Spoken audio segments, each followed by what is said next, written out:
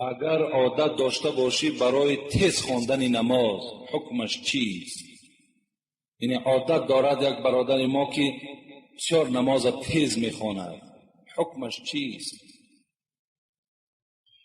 حضرت حذیفه ابن یمان که من در باب بینمازی، در باب همان صحبت‌های نماز به شما گفته بودم، میگه که رأى رجلا و هو یصلی ولا یتیم رکوع الصلاة ولا سجودها. حضرت حذیفه ابن یمان بار میگه آمد نگاه کرد که یک جوان یا شاید یک موی سفید، امروز موی سفیدها هم تیز میکنن نماز، یا موی سفید بود یا جوان بود، بی نهایت نماز تیز میخواند، نه رکوع دارد نه سجده دارد. یعنی رکوع و سجده هم در مذهب ابو حنیفه آرام گرفتن در رکوع و در سجده را واجب میگوید،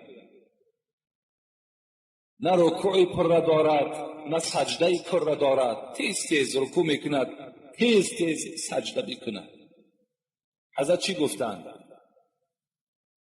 حضرت حذیفه گفتند منذ کم تصلی هذه الصلاة، پیش من بیا گفتند چند سال شد که این گونه نماز میخوانی؟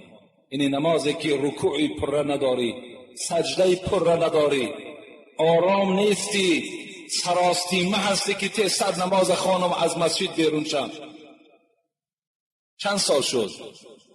گفت 40 سنه، 40 سال شد که ای حضرت حذیفه من این گونه نماز میخوانم. حضرت حذیفه چی گفتند؟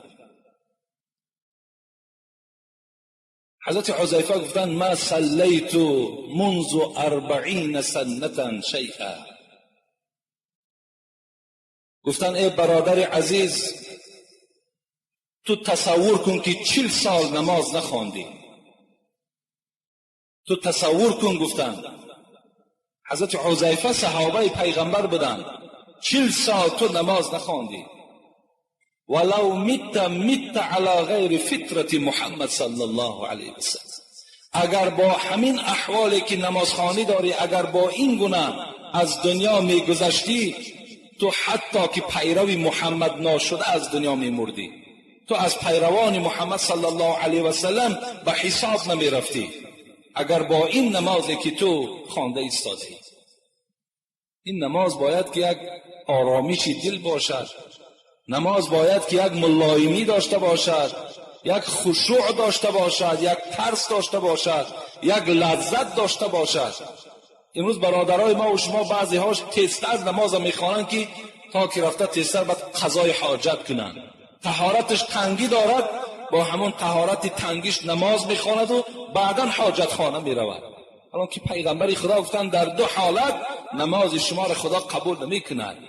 یکی در حالتی که اگر طهارتای شما تنگی دارد، شما با او احوال نماز میخوانید، این نماز شما نماز نیست گفتند. دوم در حالتی که وقتی نماز باقی هست و در پیش شما طعام یارند و شکم به شما گرسنه هست، شما با این گرسنگی شکم اگر نماز خوانید، نماز تا نماز نمی شود. شما اول از طعام استفاده برین، دیگر توجه شما در داخل نماز به سوی طعام نباشد، این حالت در شما نماز خوانید. این است آن شرط هایی که اسلام به ذمه ما و شما گذاشته است. اگر عادت داشته باشی برای تیز خواندن نماز حکمش چیست؟ یعنی عادت دارد یک برادر ما که